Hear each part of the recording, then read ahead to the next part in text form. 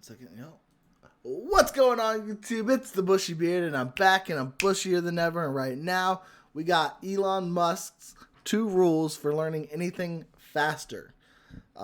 This is for Fascinating Fridays, where we try to learn new things on Fridays. So we're going to try to learn new things here. Plus, Elon Musk is, I would say, mildly successful. Is one of the over-communicated but under-leveraged tools of the common entrepreneur. Everyone talks about methods of learning, but few people find realistic and authentic techniques that actually yield a net profit in the information and application categories. There's a difference between learning things and being able to apply it. You can sit in a class and learn a lot of different things. Like, I learned the Pythagorean theorem. Never had to apply it in my life, so I wouldn't know how to. But things like I learn legal stuff, and I now apply it. And so there's a difference between learning, which is what I did in law school, and now, which is applying it. And it's 2 separate things, and you got to learn how to do both of them in order to be successful. Elon Musk has broken through that barrier with learning techniques that have proven successful not just once, but time and time again. A good argument could be made that Musk has leveraged his learning by becoming a disruptor. He and his companies have shifted entire industries, including the transportation sector, the energy sector, and the space sector. Well, I would say, because there's been electric cars, I think, for a while. His was just like the first mainstream one that could be brought to the masses.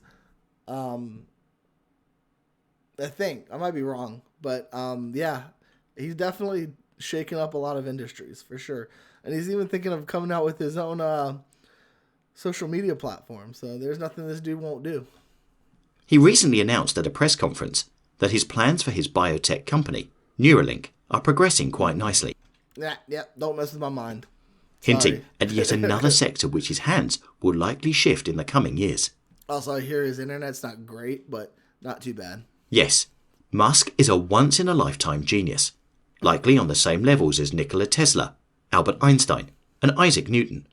He has a different way of viewing problems than the average entrepreneur. I would agree with that. Of course, he reads hundreds of books. He works with top-level thinkers. He has astronomical levels of funding to put towards his every whim. But sorry, y'all, it's been a long day. That's not what makes him a great learner. His learning methods aren't that regal.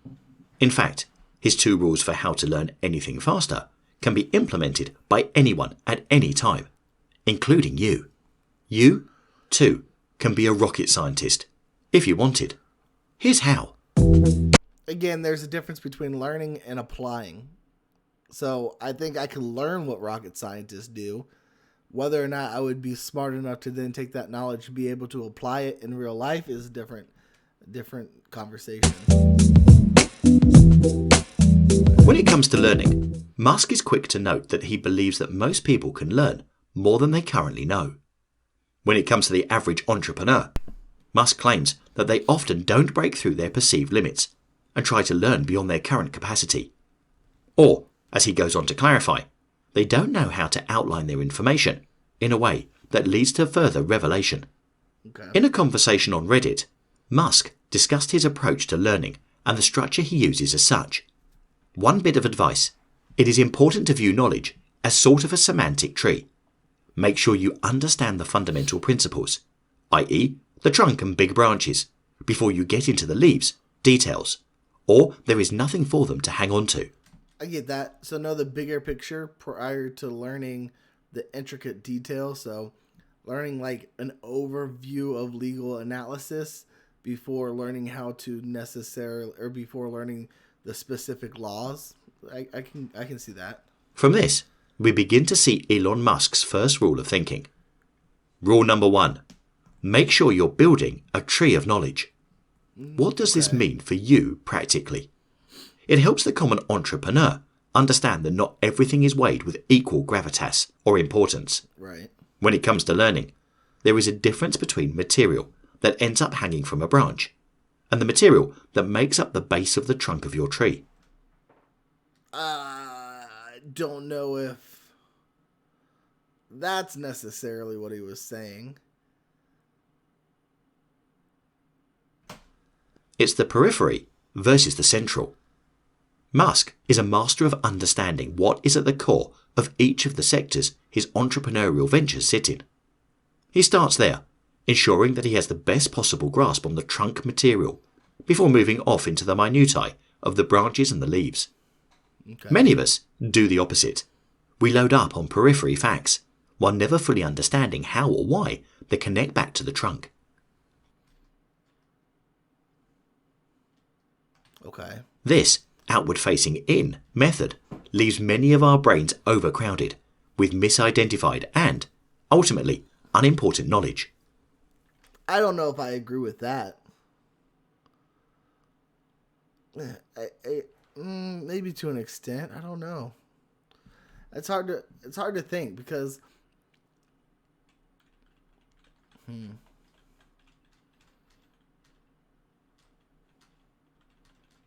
I don't know. I don't know if I necessarily agree with that's how people think, is starting from the outside in. I'll give it more thought. That's not learning. It's cramming. The result of our efforts is a tree with a toothpick trunk and an overload of teeming branches, threatening to snap off as we try to cram one more idea or thought within our brains. Maybe for a test, but we're not talking about a test here. Like, I think there's two completely different types of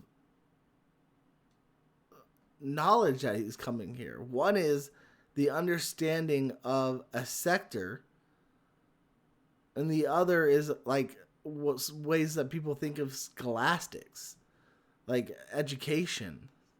They're two completely different forms of thinking and learning, in my opinion, right? The sector is you learn, you know what you want to do, and before you can learn anything about it, you have to have the bigger picture. So before Elon Musk, like, he didn't go into Tesla thinking, oh, I need better batteries. And then what can I use these batteries for? Oh, I could use them to power something. What can I use them to power? Ooh, a car. A car that's fully powered. Like, no, that's not how you think. For that purpose, for a sector. He thinks, okay, I want to go into the electric car industry. Okay. So now that we have the bigger picture of what I want to do as and I'm sorry, I closed my eyes because I can outline better that way. So I now know the sector I want to be, the bigger picture. Now, what does the consumer want from a car? Okay, they like comfortability. They like to be able to not necessarily have to drive all the time. They like to save money. What is it that people buy electric cars for, right? And now you're honing it in. You're honing it in, and then pop. Now you're in the peripheries. You're in the trees, colors, different types of things like that. Trunk space. That's what I think he's getting at there. When you're like cramming, the only thing I can think of cramming any kind of learning is an education. When you have a test and you have to try to learn as much as you can, of course we're not looking at the bigger picture. I'm not looking at why the Pythagorean theorem was invented and what it can be used for. I'm learning how to use it, I guess, in a sense. I'm not looking at the American Revolution and why it happened. I'm trying to learn the different battles. That, I think, is two completely different learnings, is what he's talking about here. That's just my opinion. If you want to learn anything faster, you need to start with the materials that make up the trunk.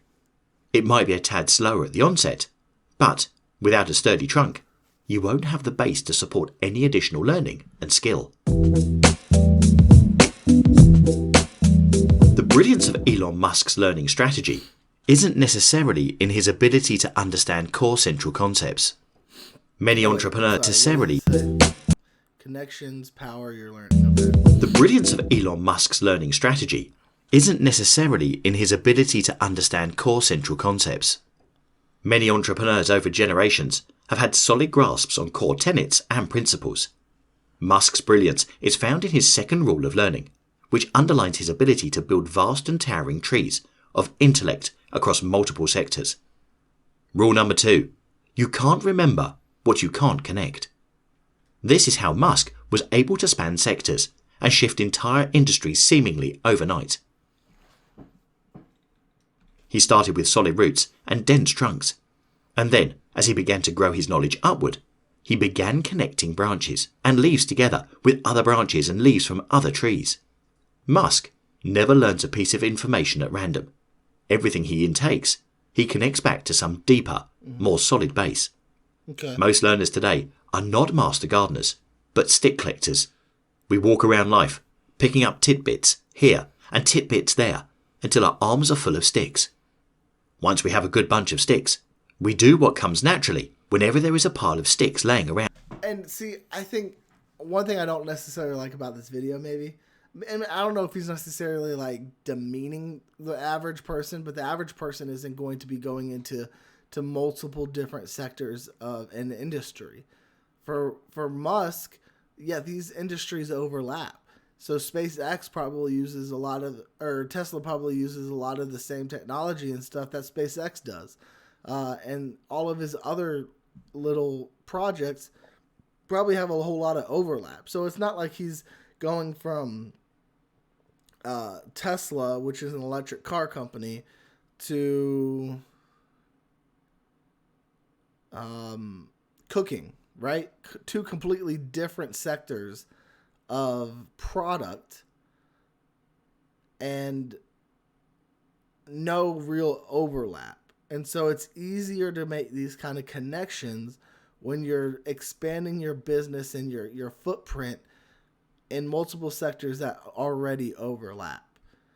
And I would say that, again, discounting the everyday person and their knowledge about their job, right? So I would say that a lot of people are doing this, both of these, within their job, and that's how they apply it. They're not wanting to necessarily create these big businesses, which takes years upon years and a lot of money that they don't necessarily have, right? So I think that's where this, I guess, the disconnect for me is in this video. We burn them. We think the size of our fires equals the size of our learning. But we are slow to realise what Elon Musk has built his entire learning structure on. That fires burn out. Musk plants trees in rich soil that grow to be thick and abundant centres of learning. You can do the same. You just a bad analogy there, because forests catch fire all the time and burn quickly. Need to embrace his 2 rules. Build the trunk first, then work tirelessly on making connections. Like any new system, it might take you a bit to get the hang of it. You might actually feel like you're learning slower than you did previously. That's okay. What you're actually doing is building the foundation for exponential growth. Henry Ford once said, "If you always do what you've always done, you'll always get what you've always got." If you want to learn anything faster, try the Elon Musk approach. But be warned, you may end up becoming a rocket scientist far faster than you previously thought possible. Interesting. Definitely interesting. Click here to get the... Oh, okay. Yeah, I don't want to sign up for anything. Interesting video. I don't necessarily disagree with his rules and how maybe Elon Musk applies them, but I don't know if that will work for the everyday person, if that makes any kind of sense. I don't know. I might be wrong. Let me know down in the description or down in the comments what you guys think of this video, what you guys think of his rules that he's created that Elon Musk goes with, whether or not they're actually what Elon Musk uses, who knows. But yeah, I hope you guys liked this video. If you did, go ahead and give it a thumbs up. If not, you can give it a thumbs down. Not going to hurt me. You can give it a thumbs up because it's not going to hurt you. If you're new or you haven't yet, please do consider subscribing. It really does help out the channel. We're on our way to 46,000, which is crazy to me. I hope each and every one of y'all have an absolutely fantastic day or night. And as always, until next time, YouTube, smile like you mean it. From the Bushy Beard.